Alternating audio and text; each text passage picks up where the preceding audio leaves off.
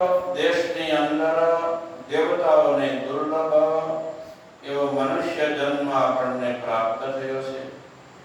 આ સુંદર મનુષ્ય જન્મની અંદર પણ આ પવિત્ર શ્રાવણ માસની અંદર માનવ જીવનને સફળ કરવા વાળું શ્રીમદ ભાગવત શાસ્ત્ર આપણે શ્રવણ કરી રહ્યા છીએ।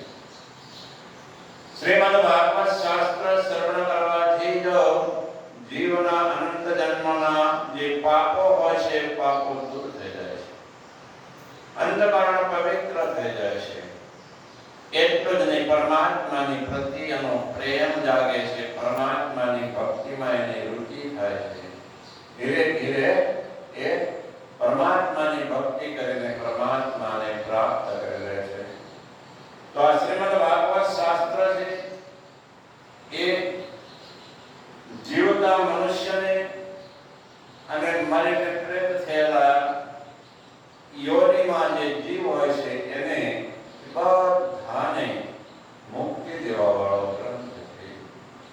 ભાવના જેવી, શ્રદ્ધા જેવી, એકાગ્ર મનથી શ્રવણ કરવું જોઈએ, પછી એનું મનન કરીને પચાવવું જોઈએ।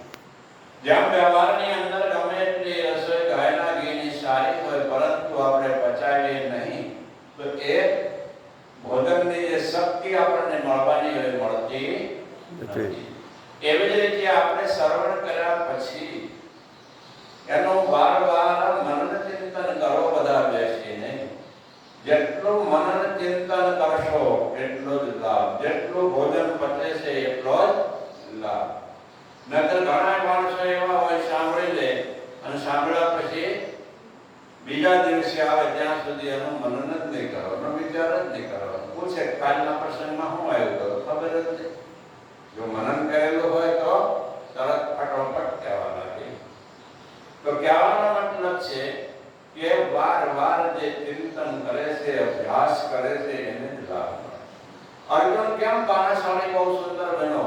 તો એ રાત્રિની અંદર પણ એ બાણ ચલાવવાનો અભ્યાસ કરતો। ઘણા શીખતા હતા ને, પરંતુ અર્જુન સર્વશ્રેષ્ઠ ધનુર્ધારી બની ગયો।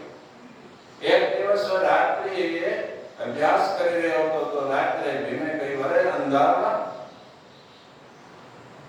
અંધારાની અંદર અભ્યાસ કરે છે, એમાં તારું લક્ષ્ય તો વિંધી શકાશે?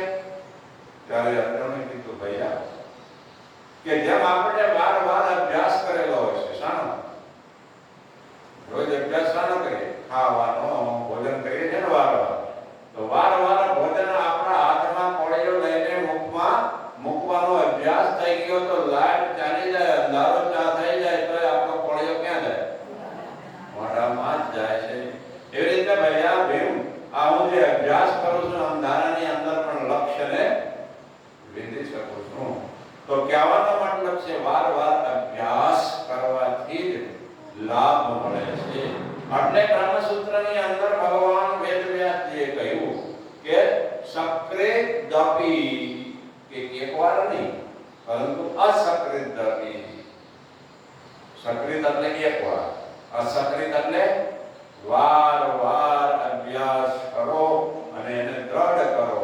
જે દ્રઢ થયેલું ન હોય એ ભૂલાઈ જાય છે, વિસ્મૃતિ થઈ જાય છે। જેમ આપણે કોઈ ભજન યાદ કરેલું હોય, ઘણા સમય સુધી એને ગાવો જ નહીં, સાંભળો જ નહીં તો યાદ રહે છે? ભૂલાઈ જાય।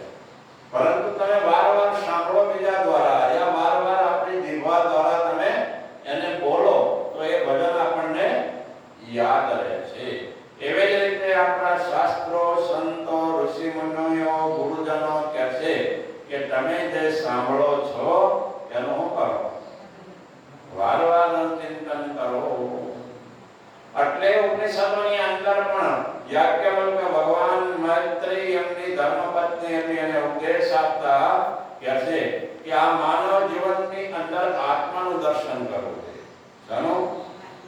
અને આપણે રોજ શાનું દર્શન કરીએ? શરીરનું મોટું દર્પણ હોય તેજુરીનું, આંખ ઉપર જો કરે, હા ગરડો થઈ ગયો, વાળ ધોળો થઈ ગયા, કાઢા પડી ગયા, ગરડો થઈ ગયો, વાઢા પડી ગયા, પણ એ બધા ધર્મ કોના છે? શરીરના। તો શરીરનું દર્શન ન કરો કહે છે, પરંતુ આત્માનું દર્શન કરો। એટલે અહીંયા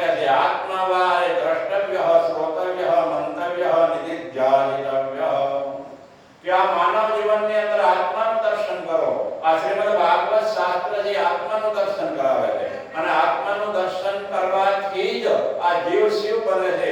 આત્માનું દર્શન કરવાથી જ એનો ભય દૂર થાય છે, નિર્ભય બની જાય છે. આત્માનું દર્શન કરવાથી અમરતાને પ્રાપ્ત કરી લે છે. આત્માનું દર્શન કરવાથી જન્મ મરણના ચક્રથી છૂટાય છે. આત્માનું દર્શન કરવાથી નિદાનંદ અખંડ આનંદ પૂર્ણ પરમાત્માનો આનંદ એને પ્રાપ્ત થાય છે. એટલે અહીંયા યાજ્ઞવલ્ક ભગવાન કહે છે આત્માવાર દ્રષ્ટવ્ય. ભગવાને આપણને સુંદર બુદ્ધિ આપી છે, તો આ બુદ્ધિ દ્વારા તમે પોતાનો જે સદચિત આનંદ સ્વરૂપ છે એનું દર્શન કરો.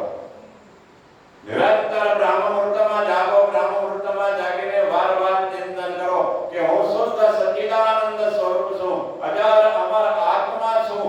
એનું ચિંતન કરો. કે જેમ ગીતામાં